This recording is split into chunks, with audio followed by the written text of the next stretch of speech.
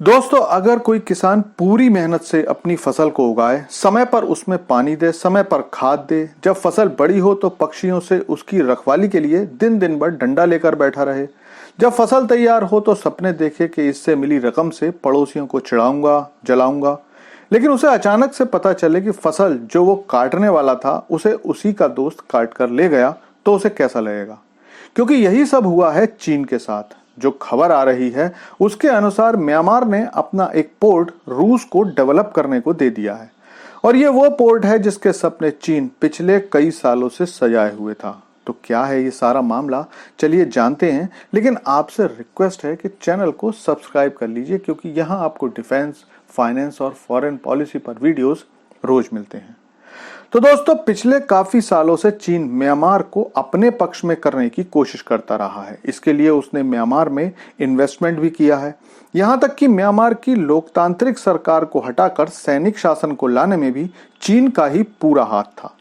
Myanmar को हथियार और कूटनीतिक मदद भी चीन हर स्तर पर देता रहा, और अपनी आदत के अनुसार चीन ये सब करके म्यांमार पर कोई एहसान नहीं कर रहा था, और ना ही ऐसा था कि वो दोस्ती निभा रहा था, बल्कि चीन की नजर म्यांमार के एक पोर्ट दावेई पर थी।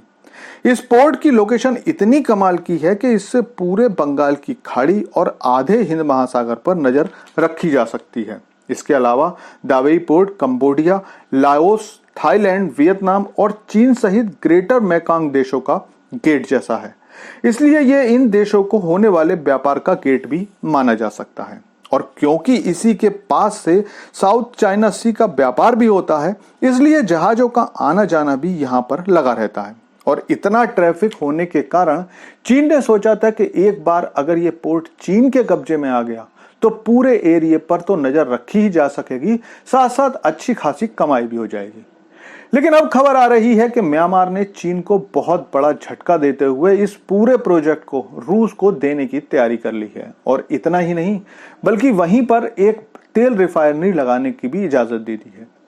अब इसके बाद चीन म्यांमार पर जबरदस्त गुस्सा है, लेकिन क्या कर सकते हैं, क्योंकि काफी हद तक इसमें गलती तो चीन की ही है। और वो कैसे, चलिए बताता हूं। दरअसल म्यांमार को पता था कि चीन दावोई पोर्ट चाहता है। इससे म्यांमार सरकार भी लगभग राजी थी, और उसने चीन से इस पर काम शुरू करने की बात भी की थी। लेकिन लालची चीन की नजर फिलीपींस के सितवे पोर्ट पर थी, जो अब भारत डेवलप करेगा। जब म्यांमार ने देखा कि चीन दावोई में इन्वेस्टमेंट नहीं कर रहा है, तो उन्होंने ये पोर्ट रूस को देने का फैसला कर लिया। अब चीन इससे नाराज है, लेकिन भारत इससे बहुत खुश है, क्योंकि अगर दावोई पर चीन आ जाता तो फिर भारत का पूर्वी और दक्षिणी तट पूरी तरह से चीन की निगरानी में रहता।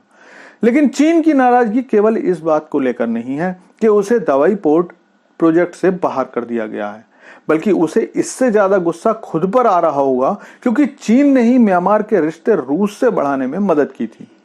दरअसल आपको याद होगा कि पिछले साल ही जब म्यांमार सेना विद्रोही गुटों के खिलाफ उत्तर में लड़ रही थी, तो उस समय अपने एयरफोर्स को ताकत देने के लिए म्यांमार को तेल की जरूरत थी। उस समय चीन ने रूस से तेल खरीदने की राय दी। म्यांमार ने रूस से तेल खरीदना शुरू कर दिया, और ये लगातार बढ़ने लगा। इसके बाद रूस के म्यांमार से रिश्ते मजबूत होते गए, जिसके बाद म्यांमार ने रूस को न केवल दावोई पोर्ट देने का फैसला किया, बल्कि वहां पर 1 लाख बैरल पर डे की कैपेसिटी वाली तेल रिफाइनरी लगाने की भी इजाजत दे दी है।